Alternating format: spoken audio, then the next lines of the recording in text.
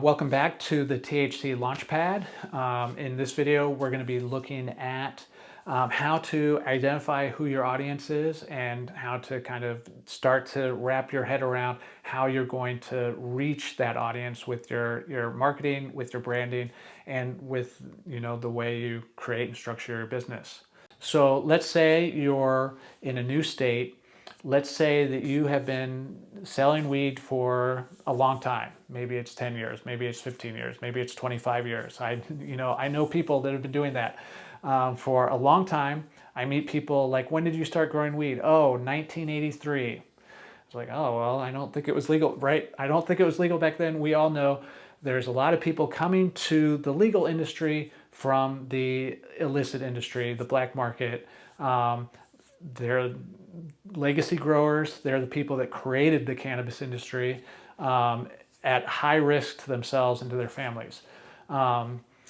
Let's say you're one of those legacy growers that is entering a new state. Let's say the state of Alabama. I'm fairly certain that medical is legal in Alabama. I'm not 100% on that, but I think it is or will be soon. But either way, you've been selling weed in Alabama for a number of years.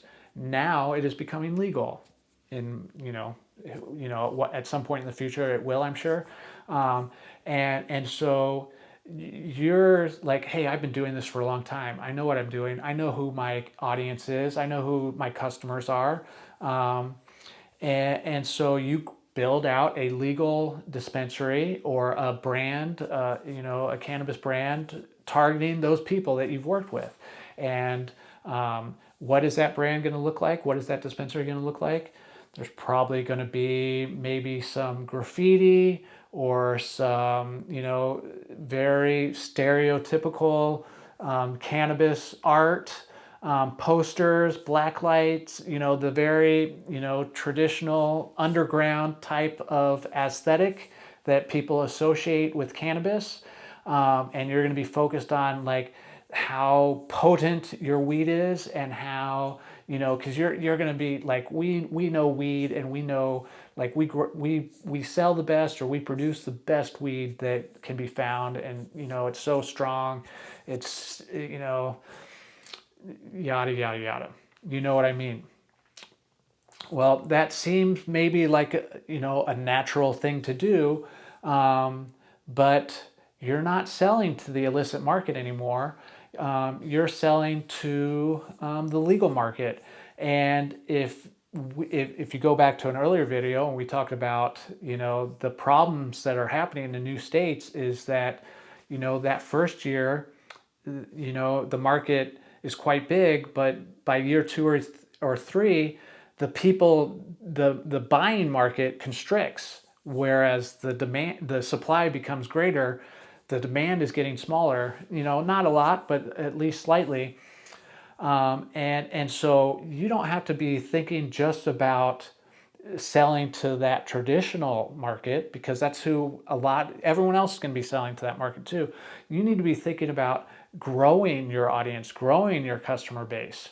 And so if you are building a brand that is based around the people that have been growing or buying weed on the illicit market for all these years, you're not going to be appealing to the people that, maybe he did it a little bit in college, or maybe have never done it, or maybe, I'll give a really obvious example, an older demographic for whom, it's about the medicinal benefits, and, having that brand that is attracting the really, entrenched user that's been doing it for a long time.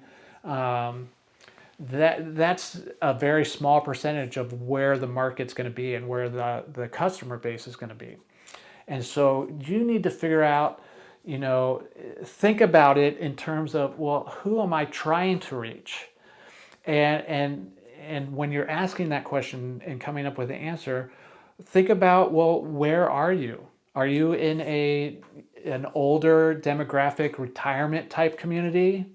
Are you, is your, if you're in Florida, for example, your target audience is probably going to fall under one of two categories. The older medicinal market, people that, are at retirement age. Well, your brand is going to look very different.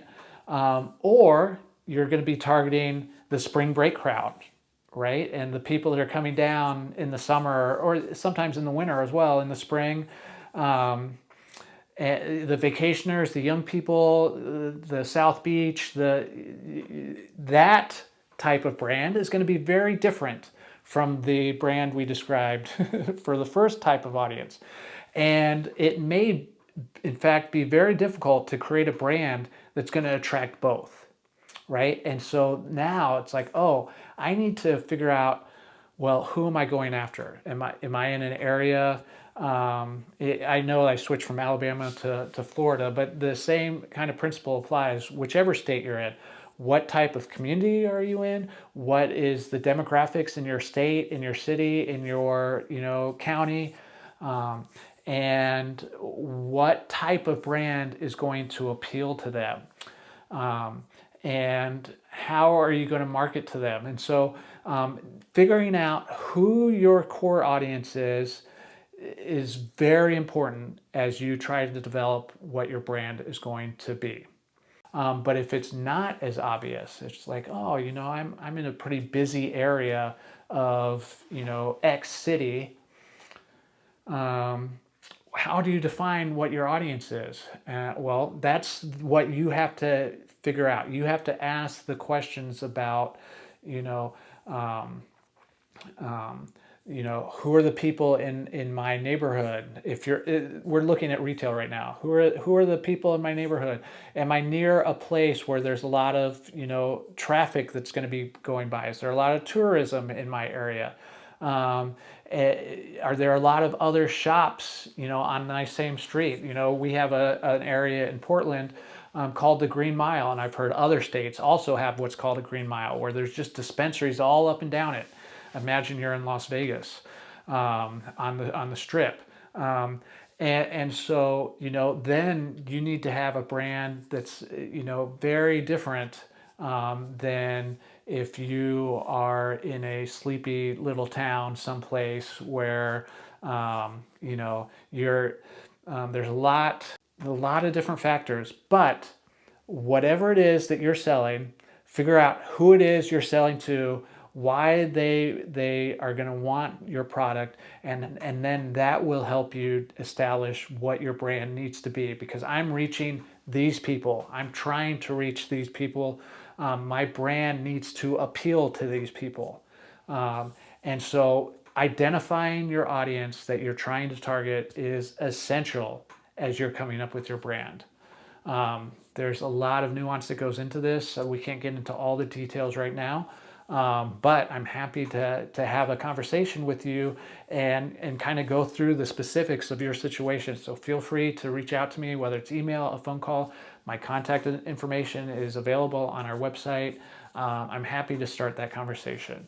Get out there, start thinking about who your audience is and how it is that you can appeal to them, and good luck. Thanks again for watching this video, and hopefully I'll see you next time.